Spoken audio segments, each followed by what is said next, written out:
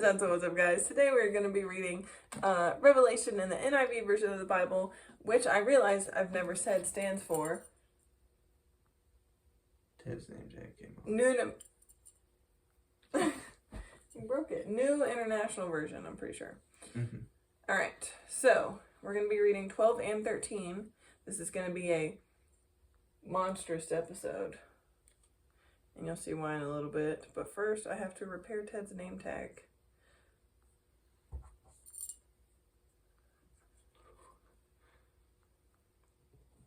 Oops. Never mind, let's just rip it more. Here you go. Everyone knows Ted's name by now. Yeah, his name's Ted. Okay, anyways. So, chapter 12.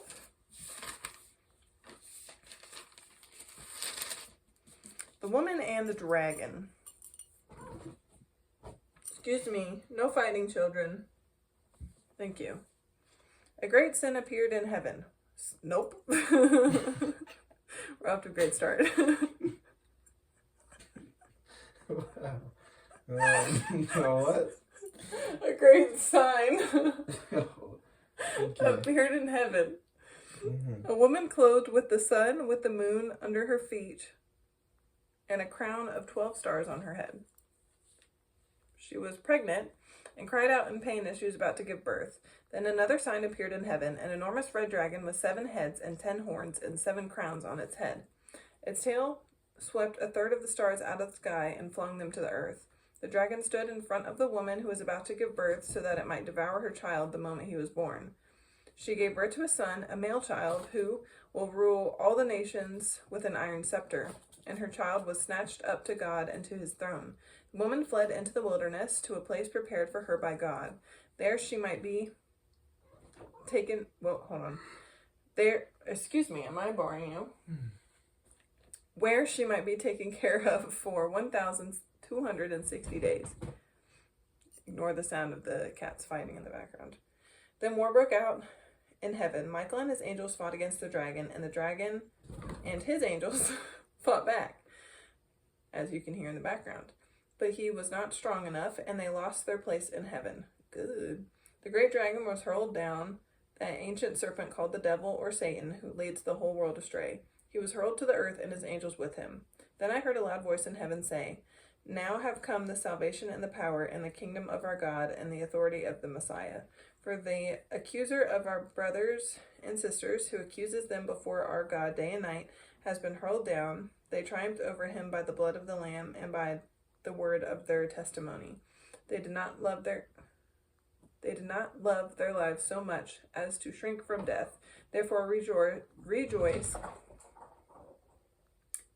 you heavens, and you who dwell in them. But woe to the earth and the sea, because the devil has gone down to you. He is filled with fury because he knows that his time is short." Good stuff.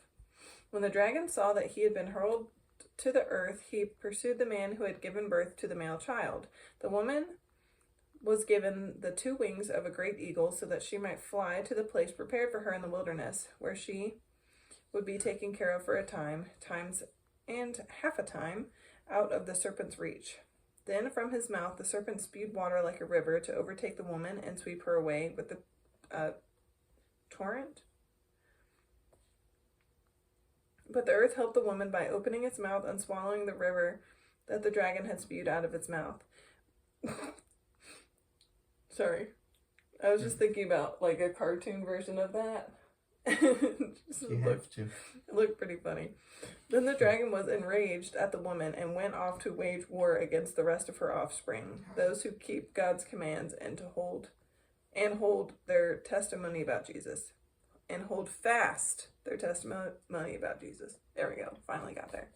Okay. Would you like to read 13? It's called the Beast Out of the Sea and the Beast Out of the Earth.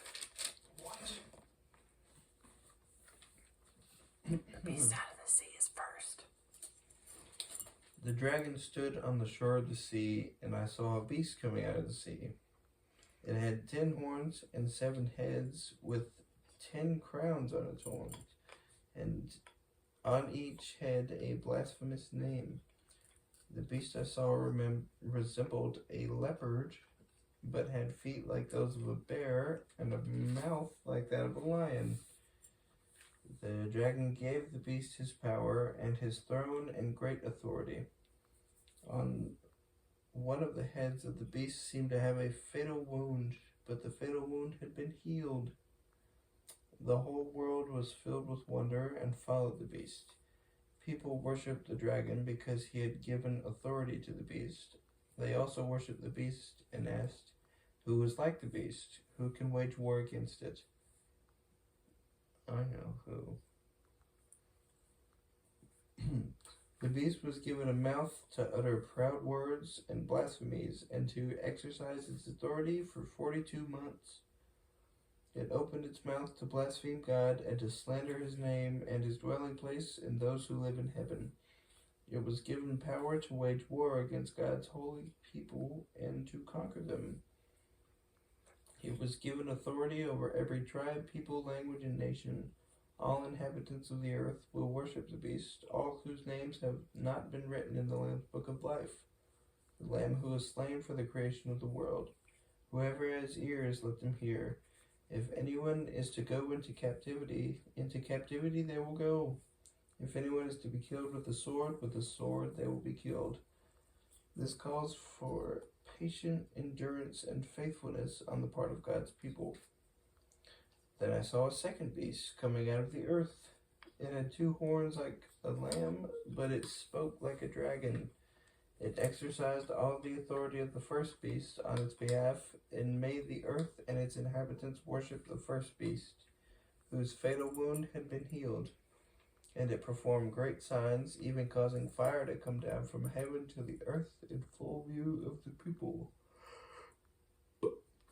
Because of the signs it was given power to perform on behalf of the first beast, it deceived the inhabitants of the earth. It ordered them to set up an image in honor of the beast who was wounded by the sword and yet lived. The second beast was given power to give breath to the image of the first beast, so that the image could speak and cause all who refused to worship the image to be killed. It also forced all people, great and small, rich and poor, free and slave, to receive a mark on their right hands or their foreheads, so that they could not buy or sell unless they had the mark, which is the name of the beast or the number of its name. This calls for wisdom. Let the person who has insight calculate the number of the beast, for it is the number of a man. That number is 666. Is it written out or is it in numbers? It's in numbers. Oh. In the message it's written out. I thought maybe that would have been on purpose, but nope. The message Bible does a lot of things different. Well, I thought it was like cool. Like, oh, they wouldn't even put the devil's number in there, but they did. The number version of the devil's number. All right, well. Good stuff. What was your favorite part of the day?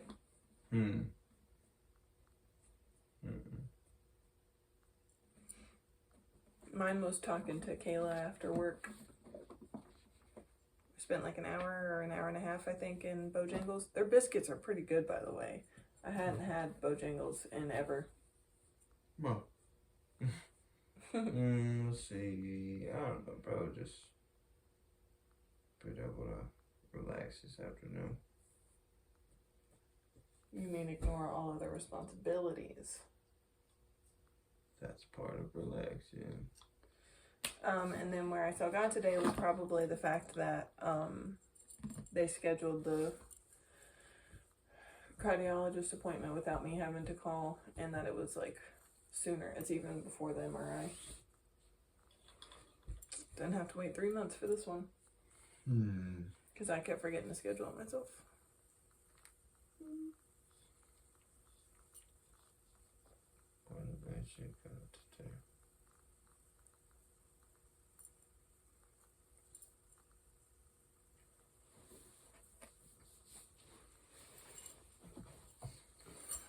I guess the biggest part would have to be when we were Well, I think that Joseph does a really good job of showing God.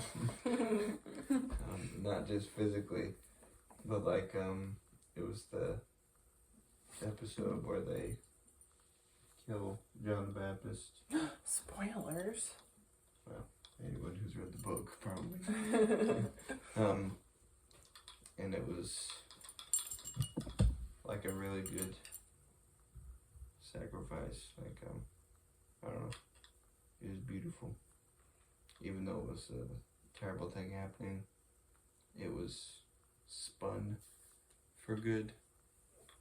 Yeah, I really like that they showed him seeing a lamb right before he died with the sunshine on his face, and then his last words, his technical last words were "thank you." Last whisper.